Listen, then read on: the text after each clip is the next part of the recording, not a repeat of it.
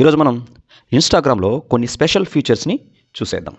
ఆ ఫీచర్స్ చూసేయాలంటే మొదటగా మీరు మీ ఇన్స్టాగ్రామ్ యాప్ని ఓపెన్ చేసుకోండి. ఇక్కడ ఫస్ట్ ఫీచర్ ఏంటంటే, మీరు ఆన్లైన్లో ఉన్నప్పుడు ఎవరైనా కానీ ఆన్లైన్లో ఉన్నారా లేదా అని చూస్తారు. అవునా?